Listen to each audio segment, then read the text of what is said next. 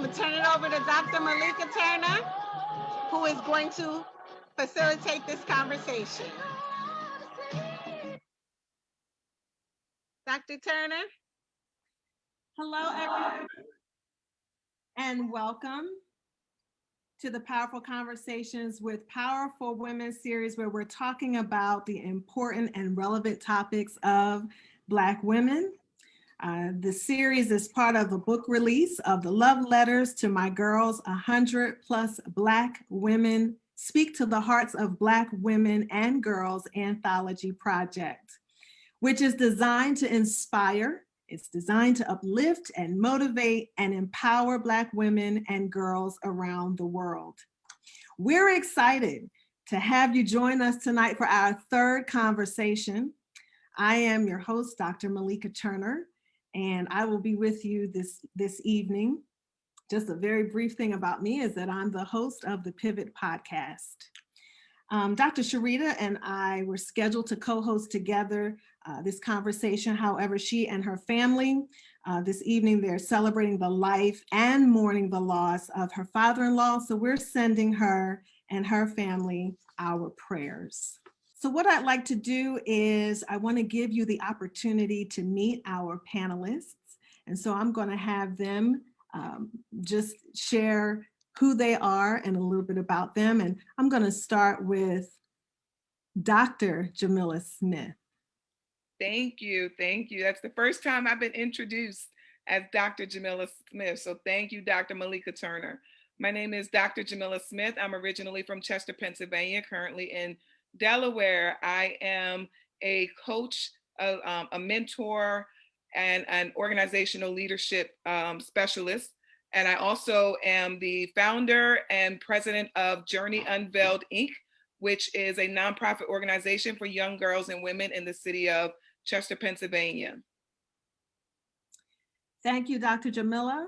How about Deneen Mosley? Good evening. My name is Deneen Mosley, and I was born and raised in the Bennett Home Projects in Chester, Pennsylvania.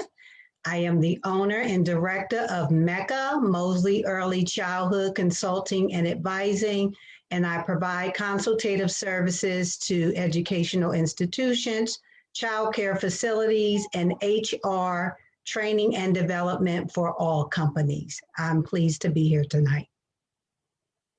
Wonderful, thank you. And we have Noreen, please introduce yourself. Good evening, everybody. I'm Noreen N. Henry. I am your Victorious Living coach. I'm originally from London, England, and I came to the States when I was 17. I have 3 adult children and 3 grandchildren, and another one coming soon. So I'm a coach, speaker, author of about 15 books, and I'm the founder of Victorious Living Culture, whereas my passion is to help women move from mediocre, from brokenness, from stuck to victorious living, and where there is always hope. I love that. I love that. I love that. So we're going to move forward, but before we do, I want to make sure that we introduce Danita Mosley, who is behind the scenes doing, she is our chat and Q&A moderator. So I want to just let you know that there is someone behind the scenes making this magic happen. So as you know, we are having a conversation about sisterhood, cliques, trips, and attitudes. And so I'm just going to talk a little bit about this whole idea of sisterhood. I want to, when we're talking about sisterhood and sisters, what is sisterhood, right? That natural bond, right, that we establish. It's establishment of a shared experience, just as Black women navigating through the world, right? And then there's like your sister, right? You're just another woman, another Black woman. So within that sisterhood, you have your sister circle and you have some sisters. Okay, notice there's a little bit of a difference there. We have the sisterhood and you have your sisters. And so I want to ask you a few questions to just really talk through this interesting topic of sisterhood. How important is sisterhood to you? And I'm going to ask, Dr. Jamila, how important is sisterhood to you? Sisterhood is extremely important to me because I believe that we lean on each other in times of when we're up and when we're down. I have a sister circle where we are there for each other no matter what the situation is. And I believe that if we lift each other up in our sisterhood, we just become better within ourselves and for each other. So it's very important. And I think as women and as women of color, it's something that we should all strive to achieve to do, is to lift each other up, because we are all women in this world that need to be lifted and encouraged. I love that. Noreen, how about you? What does sisterhood mean to you? You're muted. Sorry. Sisterhood is the togetherness, and just like what Dr. Jamila was saying, the helping one another, encouraging one another, being there for one another. Because years ago for me, there was a lot of times where women weren't there for one another like with the circle that I have now, right? A lot of times they weren't there for one another. So it's so important because you help to boost one another, because as the word says, iron sharpens iron. And we need to stick to one another, especially as people, as Black women. Absolutely. I think that is important, the whole idea of sticking together. And a lot of times what we find is that there are those barriers that may keep us from that thing called sisterhood. So I want you to talk a little bit, if you could, Deneen, talk a little bit about those barriers that we experience or that we see that keep us from building sisterhood. I think one of the things that challenges sisterhood is confidentiality and broken trust. And I think that part of becoming a strong sister or a sacred sister is that you have to learn how to really allow transparency and vulnerability to be part of that sacredness of your circle, and really learn to hold those values dear, because the more you can make those values core in your relationships with your sisters, the more they'll open up, the more you'll be able to enter into different levels and realms in your relationships, and it'll just make it deeper and more meaningful. Now, you said something in the beginning there about confidentiality, and I think a lot of times we deal with that issue of being able to be transparent. I think so many times we've been built to, I call it a spirit of competition. It's like, do I look better? Or I like what she has, or maybe I should, do what she's doing, as opposed to really celebrating the accomplishment, celebrating the look, or celebrating where we are. And I think a lot of times that has that is one of the issues with being that friendship, that sisterhood, is that that spirit of competition. So when you think about that, if we can talk a little bit about that, sometimes we feel like we have to do more, we have to do better, as opposed to celebrating, right? And then pulling from the goodness, eating the meat and spitting out the bones, right? Eat the meat and just really celebrate and really learn from. Let's talk a little bit about sometimes that when that happens, in our sisterhood. Noreen, I see you shaking your head. That must be something you can, talk about. Yeah, because the competition, because I actually have that written down. The competition is there, right? With people but I think it's when they're not secure in themselves as well. Part of it is that, and it is upbringing around what you've been around.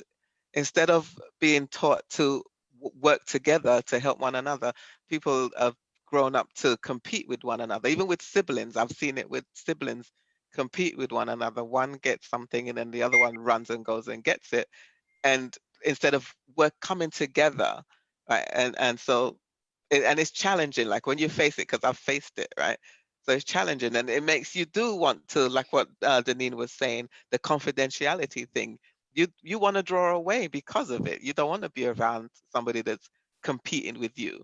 There's no need for it. That there's enough for everybody. Right. there is enough for everyone, but I don't think we have been taught to celebrate that and to understand that as we're moving forward and growing and building sisterhood. I think sisterhood is something we desire naturally, right? But we tend to struggle with that when we get in it, right? Based on how we've been taught and our own communities that we're familiar with growing up. And so that brings me to the next question that I think is worth asking is what is sisterhood? What does it look like in action? Right? So what does sisterhood really look like? Right? Because there are some, I have a sisterhood and then I have my sisters. Right? So, and is there a difference? So Dr. Jamila, why don't you just talk through that a little bit as far as what does sisterhood look like in action? Love. Indescribable love, where no matter what happens, no matter what comes, someone put it in the chat, they are your ride or dies. And it is really about, Sister Noreen talked about, it is really about being there for one another, showing up when no one else will show up for you. It is about being able to lean on someone. It is about that trusting relationship with each other where I can tell you anything and I know it's not going anywhere. It's between you and I. It is really about love overall. I love that. Deneen, talk a little bit about that. What does sisterhood look like in action? I think for me, it evolves. It involves a lot of transparency and accountability and understanding levels. Now, I have some sisterhoods and tight, close friends, but we're not all relating on the same level because I've taken the time to invest in myself and in my friends. I know their strengths, I know their weaknesses, I know which ones I can go to for certain needs. And there's some things I may share with some that I won't share with the other. And that's because I've learned their strengths and I know how to tap into each woman to get what I need to make me whole and not feel that all has to come from one specific person or individual person. So accountability is so important in my sisterhood.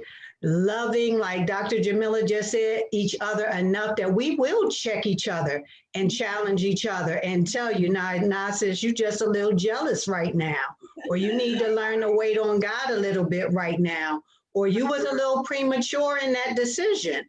But because I know they love me, I might be mad at the moment. But because I know that love covers a multitude of sins and faithful are the wounds of a true friend, I have to get over that and go back and say to my sister, you were right on that one, or I was premature in that, and then strengthen that bond again. So it's the accountability and knowing the levels of how you need to be poured into and building that transparency enough to be real, to say this is a weakness for me or this is a need for me, and not feeling like you got to always have it all together. But as you we're all like, that was good. Yes, Noreen, go ahead. I was gonna say, as you said the last thing you said, what was the last thing you said? Because it was something crossed my mind. It's something you said, but then because we were going like together, then have it all together, right. That, because like for me, you think that everything has to be perfect, right? So like there's no imperfection. So even for myself, like before changing, because I've changed myself, right? I've gone through self-development and continued to. So you think that everything is fine, right? That there's no flaw. So I remember it being said to me that everything is perfect for me, but it's not, because we never speak about it. We were raised not to speak about it. So you only show the good part. You don't show the negative part. It's only when my kids got older then, wait, mommy, this.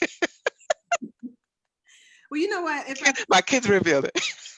If I can jump in for a second, I think, and Dr. Jamila, I don't know if you had your hand up, but I want to say this. the one thing that I love about the connection between what Dr. Jamila said and then Deneen was that love, first of all, love is the foundation. Yeah.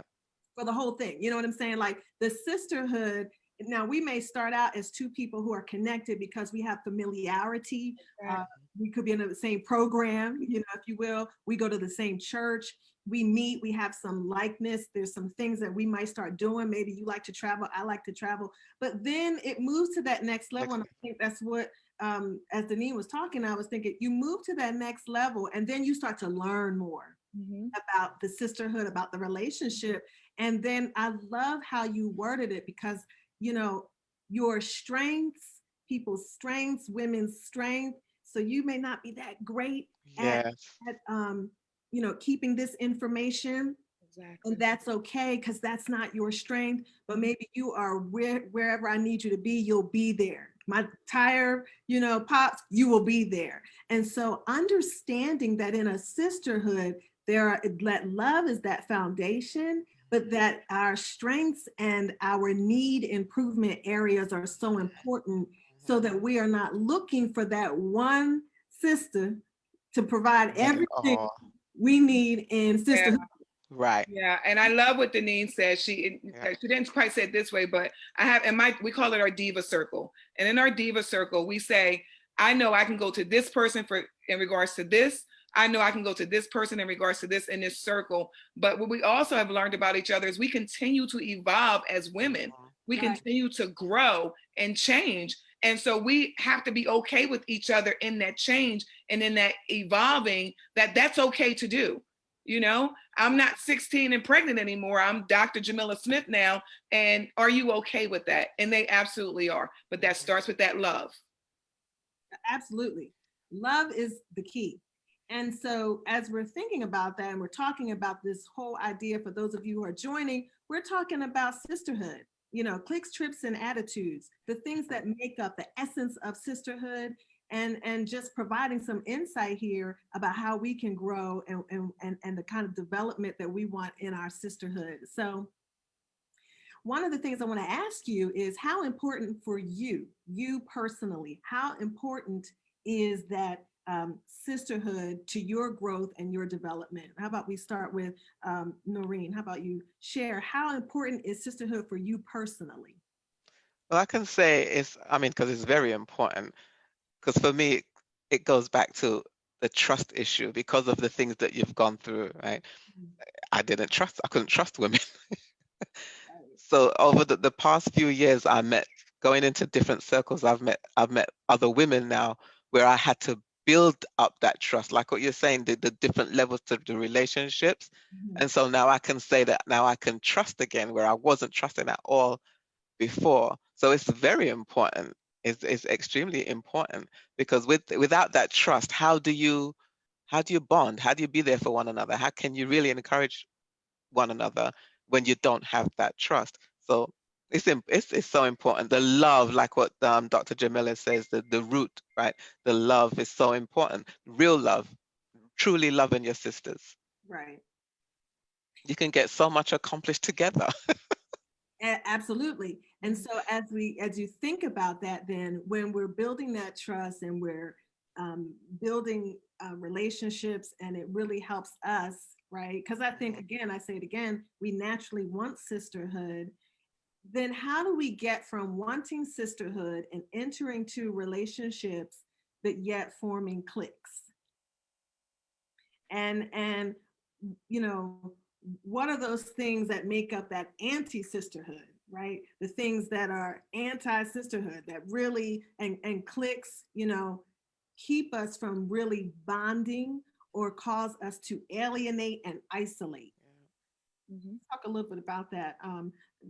Dr. Jamila, talk a little bit about that from your perspective.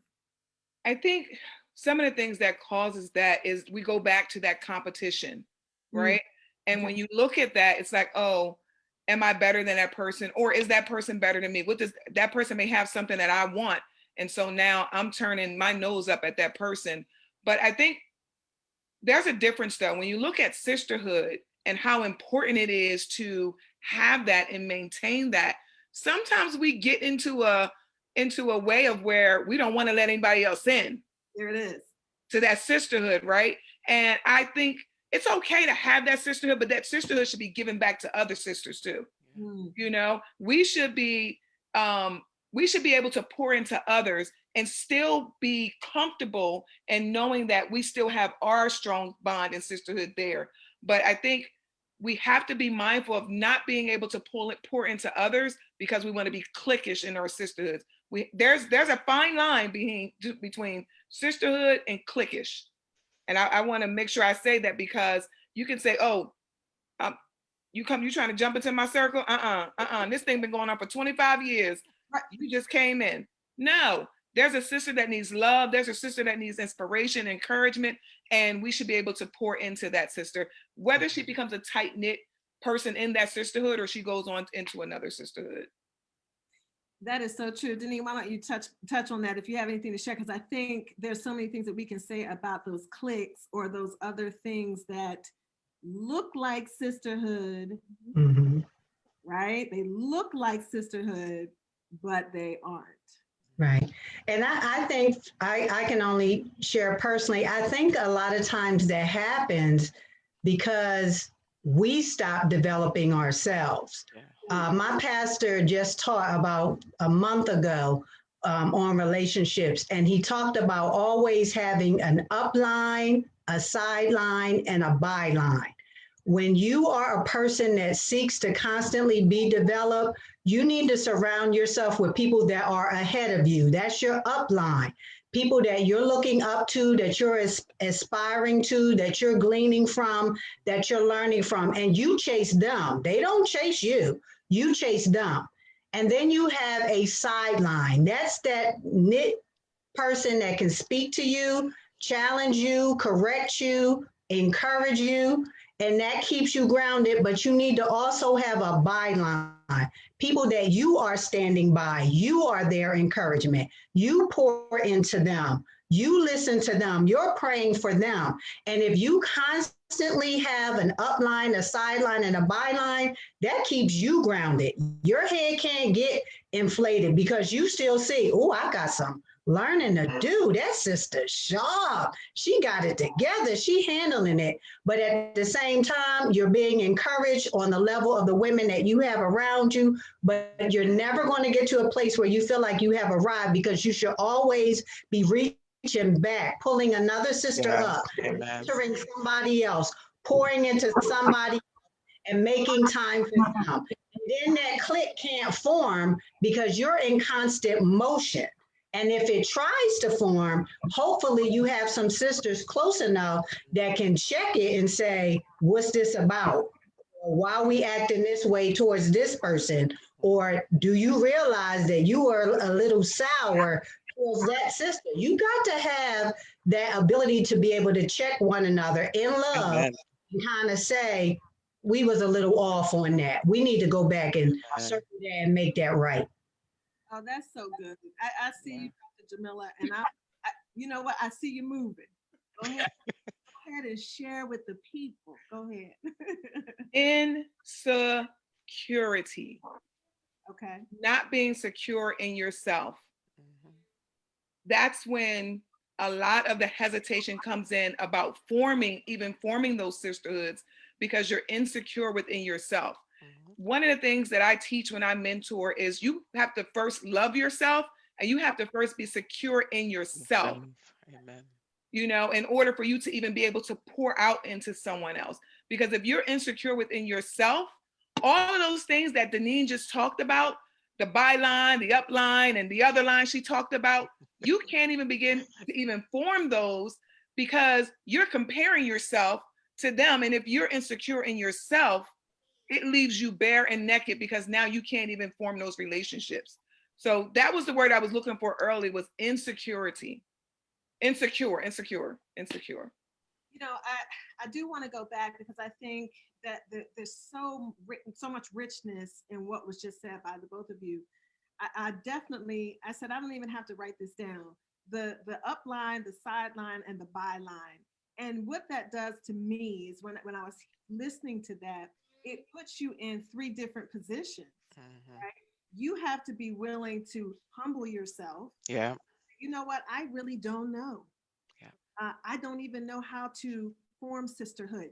I don't, teach me, help me with these skills, communication. What is it that I need? So that's that accountability.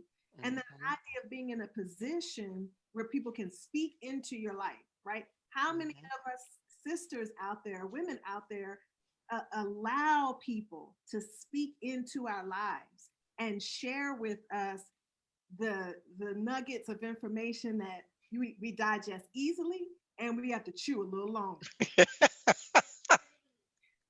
You understand? And sometimes you have to chew just a little longer on that one. And it's good. It's providing nourishment. It's providing the nutrients, but it was tough to chew on, right?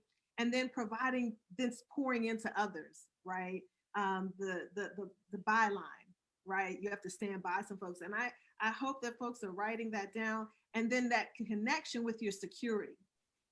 Because a lot of times the idea of going back to the transparency, going back to the clicks, I'm so insecure that I really just want to keep these 3, 4, 5 people to myself. And I don't want you involved. I don't want you included. But it comes out in, you're not good enough. You're not this, you're not that. And that we're not built for that. We're really built to encourage one another. There's so much experience and richness in us as women that we have so much to give, so much to give. And if we recognize that as far as our security and who we are, just a little bit of who we think we are, there's so much to give to someone else in need of that. Right. And what is our gift? What is our gift to give? Right. Is it encouragement? Is it inspiration? Is it financial security? Like, what is our gift to give in our sisterhood? I really, as I think about this, I wonder, a lot of us have different sisterhoods, right? We live in one neighborhood, we have multiple sisterhoods, right? And that's based on where we are in life, our connections, where we've been. And so talk to me a little bit about when you know that you found a sister. You know that you found like that one or those women who you can call your sisters. Think about that for a little bit. Noreen, how do you know that you found that sister? Well, after you develop the relationship and you learn of the person, well, actually, let me start with this discernment. Yes. Discernment, because we have to use discernment, because even though we need to have that sisterhood, not everybody, like you said, I think it was Denise that said, everybody's at the different levels. So you have to know how you can deal with each person, right? So discernment is a part of it to help to know, okay, I met this person, we're developing a relationship, we're going deeper and then deeper and deeper and deeper. With the discernment, we can know, okay, now I can trust this person, I can open up to this person, sometimes you meet somebody and it's instant, because it's happened to me where I've met somebody, we met in a class, and then we met on class, the class was online, and then we met in person at a conference, and we just clicked. And this was a few years ago, and like, she's someone that I know I can totally trust, where I did not have that before, not like that. But it's building. It doesn't always happen right away. What about the things we look for? What do we look for, if you could put a word out there? Oh, the character, right? Their character and their integrity. Character, integrity, like the values. Excellent. And for me, that once they trust God, right, they're believers in the Lord and true followers of the Lord, that makes a difference as well. Nice. Dr. Jamila, what do you look for? What are just some key things that you can just throw out there? What are you looking for in sisterhood? I look for somebody that can be real with me. I'm a whole lot of person. I have a whole lot of attitude going on, and character. I have a whole lot of character going on. And so I look for somebody who can be real with me, somebody who can check me, somebody who can be transparent with me, someone who's going to love me through my ins and my outs, my ups and my downs. I look for someone who we can be open and transparent to correct each other. One of the most important things for me, Dr. Malika, is if we have an issue, bring it to me. Okay. You know, like that, because that is what stumps a sisterhood. When there's issues and then it continues to linger and no one talks about it, Right. then that is where the breakdown of the sisterhood begins to happen. But I'm the type of person, I'm going to say, Deneen, you look like you got an issue with me. What's going on? Talk to me. And I'm not going to leave you alone until we figure that thing out, because that's how much I love you. That's how much the sisterhood means to me. And so when you think about sisterhood, it's all those things that's wrapped into love, being transparent, being open, being able to communicate with each other openly. With, you might have an attitude with me in the beginning, but at the end of the day, we can agree to disagree and still love each other. I love that. I love that. That attitude is really crucial. We really, I think it's important to have those folks who can check you about your attitude. Yep. Right? Because something that you said that was very honest and very real was the whole idea of like, listen, I'm a lot of character. I got a lot of personality here to manage and to relate to and to interact with. But our attitude towards sisterhood. So if I could just ask this question, I'm going to ask you, Deneen, to really to tackle this question with me. But the whole idea of how I was raised and how did that impact sisterhood for me, forming sisterhood? How I mean, there's a lot of women out there who are listening who might have had experiences. And so let's talk a little bit about how it might have shaped sisterhood. I know for me, I grew up in a single-headed household, and all I saw were very strong, domineering women. And that was a trait that I really had to learn to recognize in myself. Because I am very quick to put up a wall. When I feel I'm not being respected, or I feel that I'm not being heard, or I feel I'm being misunderstood, I'll put up a wall. And I had to learn that that was detrimental to really formulating sisterhood, even though it was a device mechanism for me, a safety to protect myself. I'd rather cut it or end it than to say something out of character or do something out of character. It was like a survival mechanism, but at the same time, I was stunning the growth in my relationships. And even though very meaningful relationships, I was able to circle back and rectify those things. I lost time and seasons that ended prematurely, or that we stagnated it, and then it wasn't the same footing when you're trying to pick that back up. So I think we do have to be careful and watch our background, what forms us, and what those dominant traits and characteristics are in our attitude and our makeup, because you can just keep saying, well, that's me, that's how I get down, you know how I am. No, if it's hurting people, if it's causing you to be stunted in your relationships, if everybody is just off with their head, you know, when they don't agree with you, that's a very shallow place to be in your relationships. You have to learn to be reflective.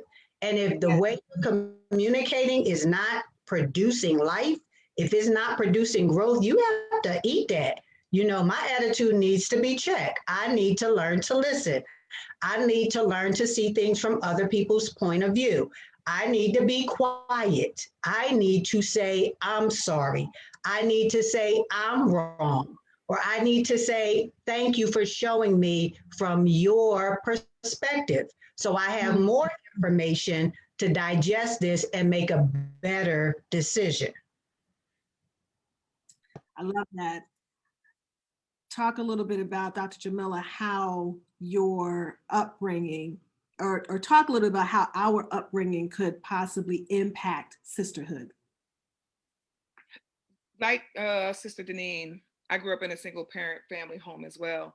But when you look at our environment from where I grew up sometimes doesn't really embody the whole sisterhood environment. It doesn't really embody that because you're so busy trying to get ahead, trying to, make things work that you forget to either reach back behind, or you're stepping on other people, or like Sister Deneen said, I have a very dominating personality. I like to be very organized. And for a while, I would be like, it's my way or the highway. And if you don't want to do it my way, then I see you on the other side. And you really do have to be able to see what your flaws are in yourself, and what your makeup is, and what has made you the person that you are, from how you grew up, your family values, what values you've developed over time, and what is good for a relationship and what is not good for a relationship.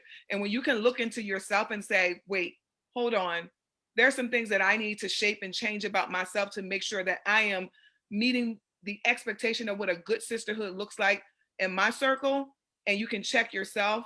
I think that's when you become more of a person that people want to lean into you and they want to be around you. But until you can learn how to check yourself, you can't really be a part of that sisterhood. And a lot of that comes from your upbringing, when you didn't have certain things, or you weren't privy to certain things, or you were stuck in an environment where you weren't able to see outside of that environment. It can tend to hurt and build up a wall of resistance. Sure. This is so rich. I want to encourage our attendees to ask questions in the chat so that we can address those here in a few. I want to just shift a little bit as we're talking about how we grew up, how that impacts sisterhood. I can guarantee that everyone here has learned, has grown. You are not who you were when you started out in sisterhood.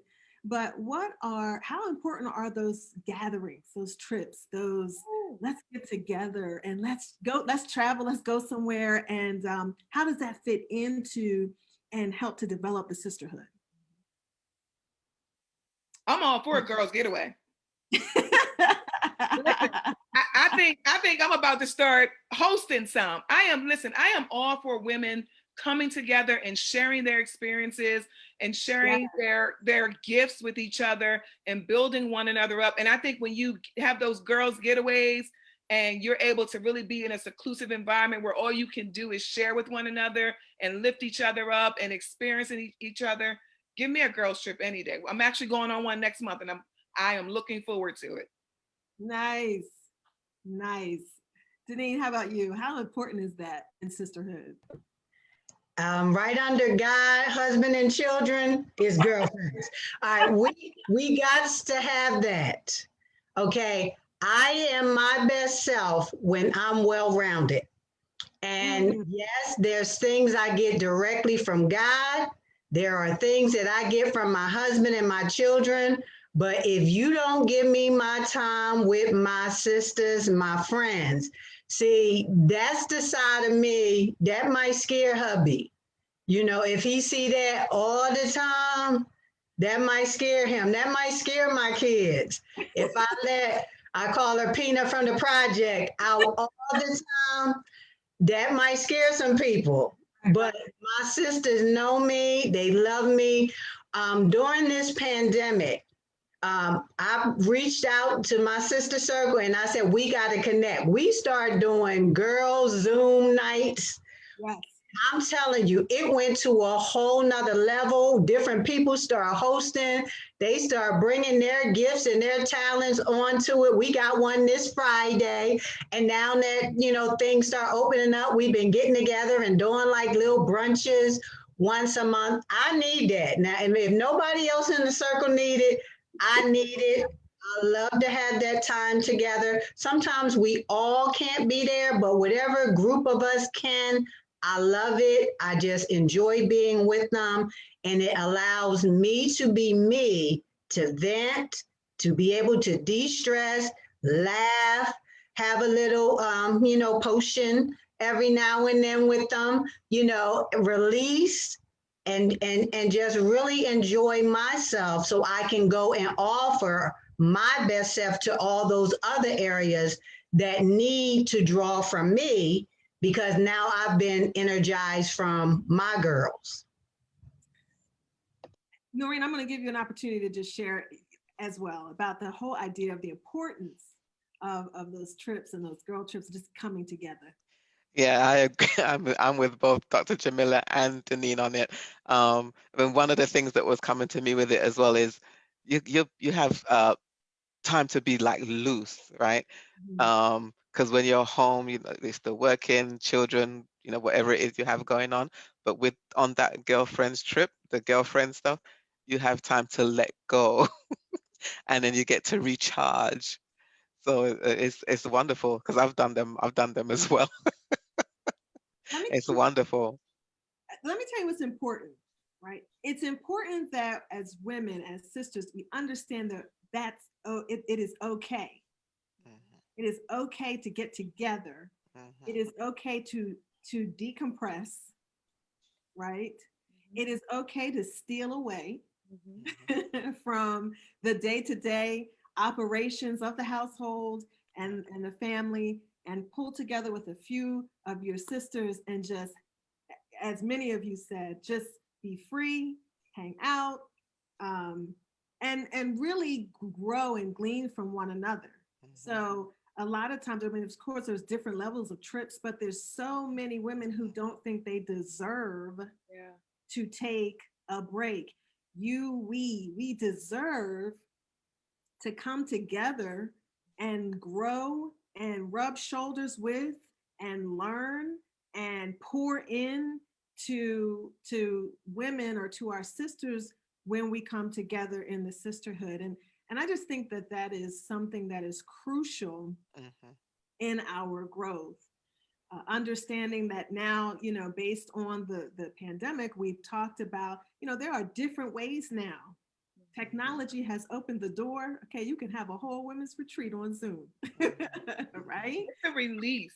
It is. It Yeah. is a true Yeah. release of emotions. Yeah. I mean, we are 9 to 5s, 10-hour, 12-hour, however you want to say it. But when you get together with that sister circle, you have the opportunity to and Mhm. just release. Right, right, right. Can I say something, Dr. Malika? Sure. When you were saying that it's we don't feel we deserve it, part of it is growing up, right? How we're raised, because like I didn't see that growing up. I didn't see women taking trips. It was all um, marriage, children, the family. So I never saw it. It was when I became an adult. I think the first time I did a girls' trip, I believe I was actually in my 40s because we didn't grow up with that.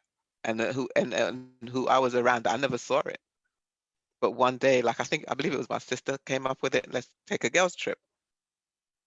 So part of it is how we're raised. How we're raised, what we've learned, and being open when it is introduced to us, right? So some things we don't necessarily know, but when it's introduced, not being fearful about it, but opening ourselves up and embracing this new thing of travel, hanging out, you know, decompressing, exchanging information, pouring in, which is so important. Can I say just one thing, Dr. Turner, too? Sure. I think when it comes to that getting together or sharing, we have to also be open. A lot of times in our minds, we want the invite to come from a certain person.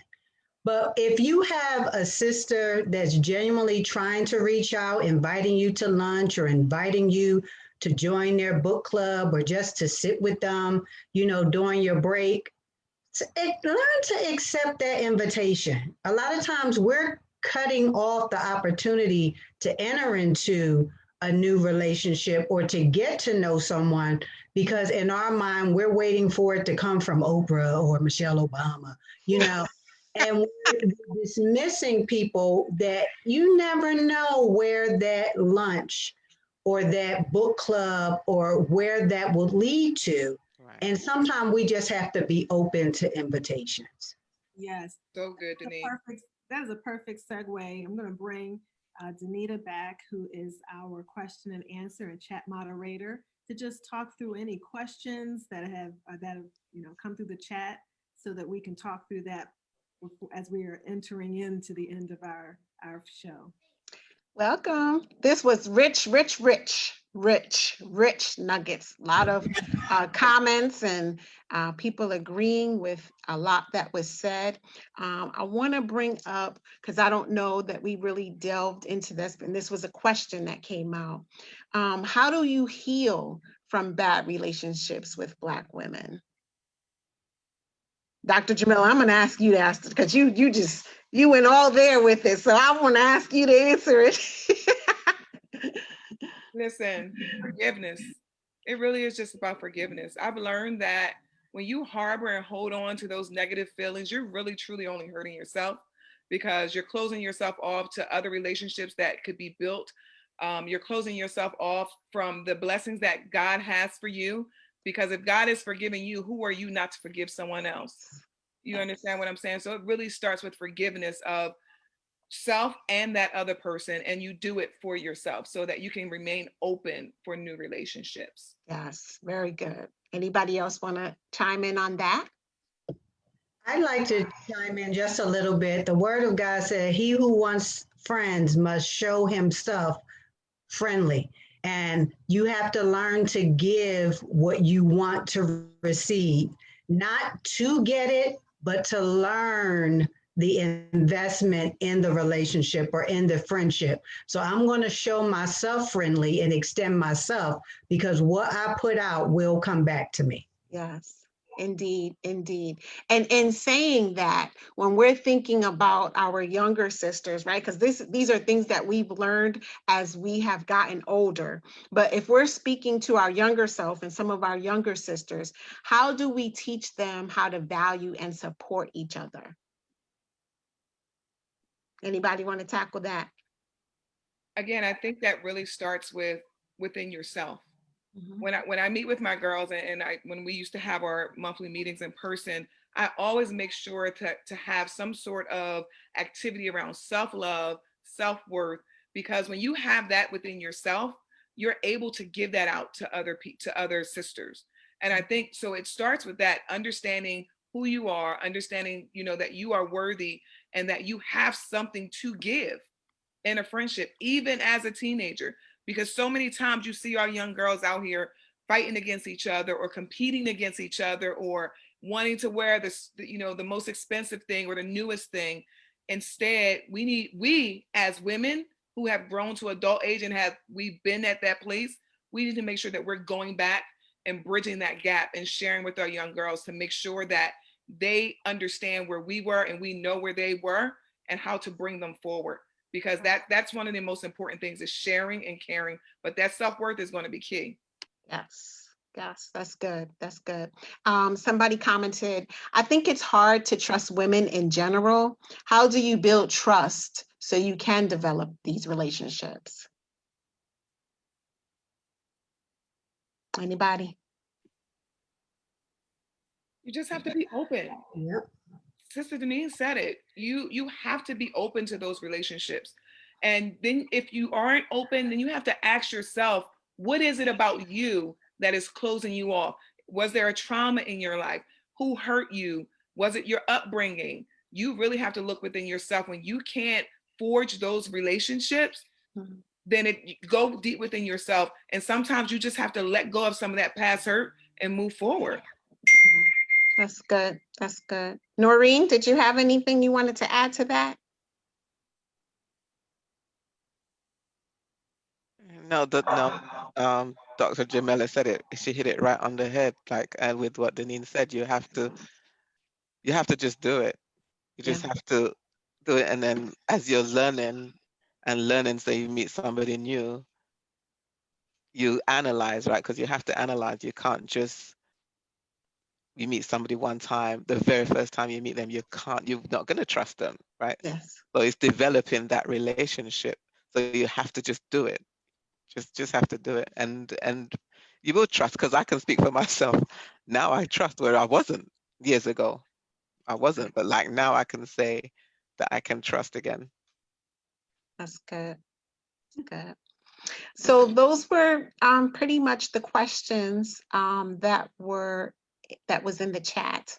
And then of course, you know, everybody basically harbored in I'm losing my words. It's my age. Don't say that. Don't say that.